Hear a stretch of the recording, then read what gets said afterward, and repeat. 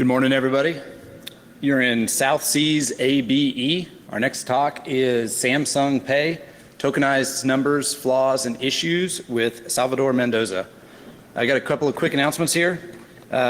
Stop by the business hall on the first level in Bayside AB if you haven't done so already. There's a lot of great vendors in there. The Black Hat Arsenal is in the Palm Foyer on level 3. That's the level we're on, over by the escalators. Definitely some good stuff to check out there. And there's also a reception in the Arsenal at 1700 this afternoon. If you haven't picked up your merchandise today, the Black Hat Swag and Bookstore, today's your last chance to do that, so definitely check out what they've got. And if you don't mind, if you haven't already, please put your phone on silent so it doesn't interrupt the presentation. Thanks a lot. Salvador? Thank you. Good morning, everyone. I know it's early for a talk, but it's my first time in Black Hat, so I'm very excited. Hope it's the first of many. Today I'm going to talk about Samsung Pay, tokenized numbers, flaws, and issues. So let's start with the agenda for today.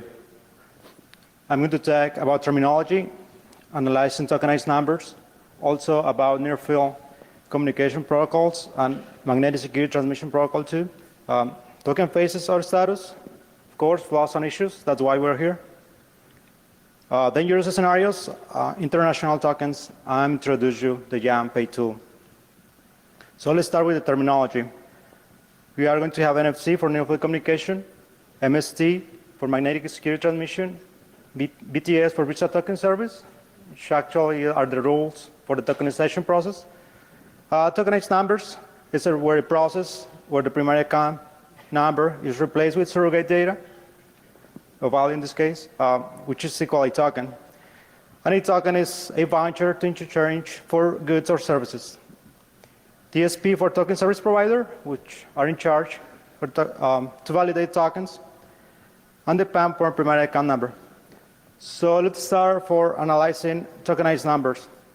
Basically, when you're going to make a payment with Samsung Pay generates 3 tracks. It's very similar, or it's the same thing like when you swipe your card in the terminal. The main difference is like every token is equal in all the tracks. It doesn't matter what track the terminal detects. If it detects any of these ones, the transaction can go through. Let's analyze the last part of the token. Basically, are 20 digits. You need to analyze this token like they are different counters and the last 20 digits. The first 4 are for the new expiration date. The next 3 are for the new service code. Basically, you have a chip and PIN protection card, and you add it to Samsung Pay. Samsung Pay is going to change the service code to be used so you can use your card without necessity to have a physical card with you to make a purchase. The next 6 digits, I call transaction range, which plays a CB role. The next counter is a transaction ID, which increases +1 every time you use Samsung Pay. The next 6 digits random numbers to fill the American Banking Association format, generated for a cryptogram override method. Let's talk about the offline online mode. Basically, when you can use your Samsung Pay to make purchases even in airplane mode, which means Samsung Pay doesn't have a full control of the tokens. But when you are using an airplane mode, the counter in the middle is constant, it never changes. I call it provision token, which means it's not connected to a server yet. However, when the Samsung Pay connects to the internet, the counter in the middle will change +1 sometimes every 3rd or 5 transactions. So in offline mode, what I said, you can make purchases in offline mode. Token phases or token status. Basically, like any other transaction or like another card, these tokens go to a process where it could be impending, active, disposed, enrolled, expired after a period of time. The main idea of the token is like if you use one token, you cannot use it anymore. It's like an ID for a database too. How Samsung Pay could update these tokens? Basically, it connects to a sandbox using a provision token ID. You need to keep in mind this is live because we're going to use it later. And also, it has an API key to make these changes in the token using a JSON format. We're going to talk about some file structures. I found that Samsung Pay implements more than 20 databases and directories and files. All of this kind of information is for transactions, for encryption, to encode information, and also to connect or save logs. Basically, all lies to Samsung Note security. For example, if you try to root your phone, Samsung Notes will detect that you root your phone, and you cannot use Samsung Pay anymore. Let's talk a little bit about this database in the bottom, CVP Jan Encryption DB. Let's see the structure of this database. What we can see here, so is some of the kind of very important information: the provision token ID, app program ID, VPN enrollment ID. Some of this kind of information could be used to update the token status. What I found very interesting is if an attacker could find a way to update the token status, he or she doesn't have the necessity to get another token. He can update the token status all the time. Maybe you're thinking the encryption of these databases are very secure. Well, what I found was that the function to encrypt these databases uses static passwords. So the main idea here, it really is an encryption method, or it's a static substitution characters. Also, what I found interesting is not just one method implements this function. Many of the methods in Samsung Pay implement this method to encrypt, in this case, the data. Another flaws and issues is when you add your card to Samsung Pay, it keeps you in a range. What I mean with that? I mean that if you delete your card for any reason, maybe you're suspicious that someone captured a token and you delete it and add it again, the new virtual credit card is almost similar or equal, almost just the 4 last characters are different. I tried to delete and add it from different dates, and I found that it doesn't matter when you delete it and when you add it, you are going to find almost a similar card, virtual credit card in this case. Continue with flaws and issues. Token expiration date, I have the possibility to back up the data from Samsung Pay one day. Now it's impossible because they restrict it. But what I found interesting, token expiration date wasn't blank in one of the tables. The table was the card. And the retries expiring time implements timestamp format, which was just for one day. So I found that if Samsung Pay generates a token, but it's not used to make a purchase, that token is still alive or still active. For example, if you have a friend and he asks you, hey, can you show me how Samsung Pay works? And he opened the application and started making a transaction, that token is not going to be available to make a purchase with that again, but that token is still alive. So let's talk about the scenarios. One attacker could reverse the encrypt decrypt function, social method, but also the jamming MST signal. The last one is guessing the next token. Could be possible. About the encrypt decrypt functions, at this point, it could be an attacker because the attacker could decrypt the reverse these functions and to get information not just for the Samsung Pay by itself, but for the connection too, probably. If Samsung Pay implements the same function to encrypt the data on the network. Let's show you a video about social engineering. I was talking about it. So basically, if someone asks you to show how Samsung Pay works, and he has a device to capture a token, he will be able to get a token and use with another hardware to make a purchase. In this case, I use this hardware to send by email the token. So I got it in the background. So after that, I use a Mac spoof from Sammy Camcar. Thank you, Sammy. You're my hero. And now I can use it to make a transaction using that token.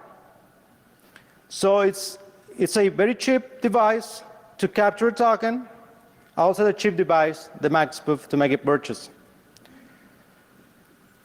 So let's talk about JamPay. JamPay is the tool I'm introduced today.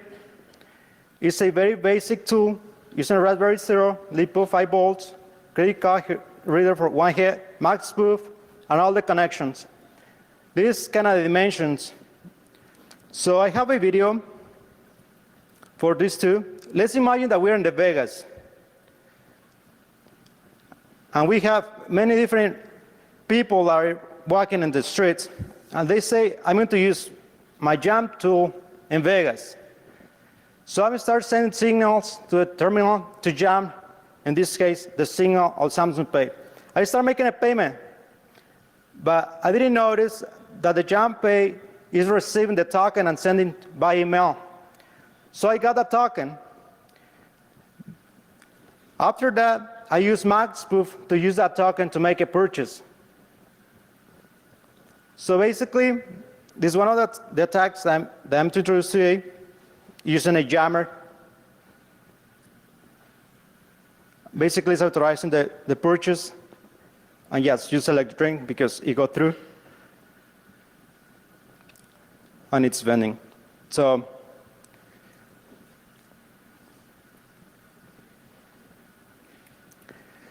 I'm going to skip this one.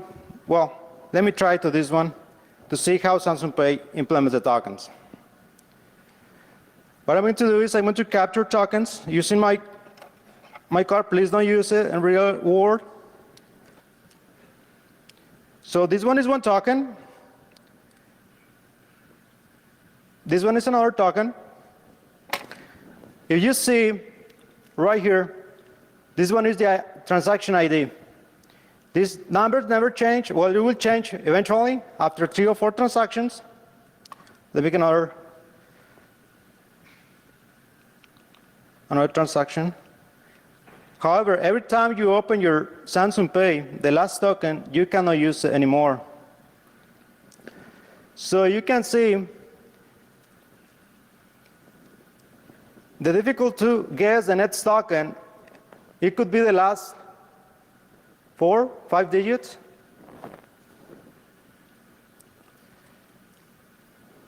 So let's continue this one. I have international Samsung Pay tokens. I was wondering how we can use the tokens. And I asked one time Sami Kamkar, he was able to use one of my tokens in South California. He said no. However, after I finished my research, I asked one of my friends in Mexico if he can use one of my tokens in Mexico to see if the transaction can go through. Basically, Samsung Pay is not in Mexico yet. So I sent one of my tokens to my friend. It was, I think, last month.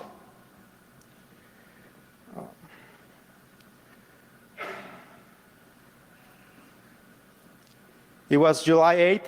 So I sent one of my tokens, and I say if he can make a purchase or try to make a purchase in Mexico. He tried to charge me 20 Mexican pesos.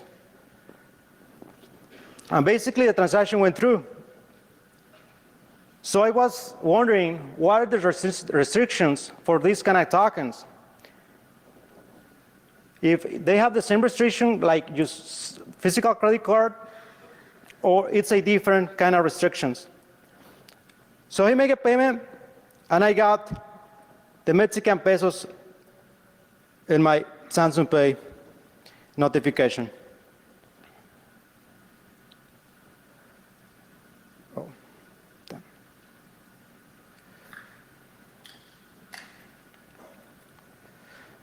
So what we learned today was Samsung Pay has some levels of security, but it's a fact that could be targeted for malicious attacks. Samsung Pay has some limitation in the tokenization process, which could affect customer security. And finally, tokens generated by Samsung Pay could be used in another hardware. Please if you have any questions, feel free to go to the microphones, and I'll be happy to answer. Go ahead. Hi. Before you do the payment, you still need to do fingerprint scanning. Sure. So without it, really, it's hard to activate it. Basically, it depends. Of course, you need to, if an attacker, the attacker is going to try to intercept the MST signals. The MST signals, basically, it's the token by itself. So if the attacker can get the token, he can make a purchase. It doesn't need any another kind of security. It doesn't have any restriction, the token, to make a purchase, basically. So, yeah, but the user has to make like a transaction to deliver the token in this case. You said there was a change made that prevents you from reading the tokens out from within the phone itself. Does that mean that this is going to rely on having physical access to intercept the token, and that a software attack is probably not practical? Basically, yes. The attacker has to be close, in this case, to the cell phone to get the MST signals. We are talking about close to 2 inches. Without that range, it would be impossible to intercept the MST signals. Have you heard of anybody making skimmers yet for these readers? I don't know yet. I don't know yet. Thanks. Since your JamPay device is offline, have you tried doing consecutive purchases with it, and how many did you actually succeed with?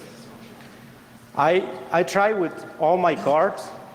Basically, what I did was I tried with different banks, and every token that I get, I could use it to make a purchase. But with that one token, how many times can you make another purchase? Just one. Just one. Basically, every time you use your token, you can't use anymore. Even though it's offline, because you talked about how offline tokens can be reused. Even offline. Okay. Because I think the server has a function to know which token is going to be continuous.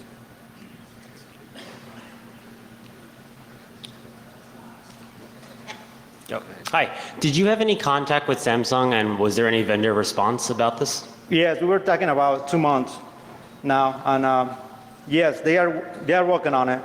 They are making updates. Yes, basically yes. Just a question, the encrypt decrypt that you described, is it something that's using trust zone, or you said it can be attacked? Or how you can get the token? Is it stored just in database available in the Android, or?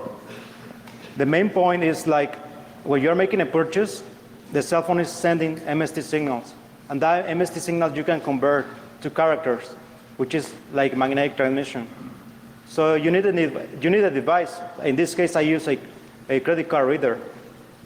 So with a credit card reader, I can get this data and send it to my Raspberry Zero, and the Raspberry Zero sending that data to my email, and so I can use it in another hardware. Okay, Thank you. That's the process. Have you tried doing something similar with Apple Pay or Android Pay? The main difference is like Apple Pay and Android Pay use NFC protection, encrypted protection, which means even if you get the tags to make in this case, an attack, you need a cryptogram, okay, which is kind of impossible to make an attack.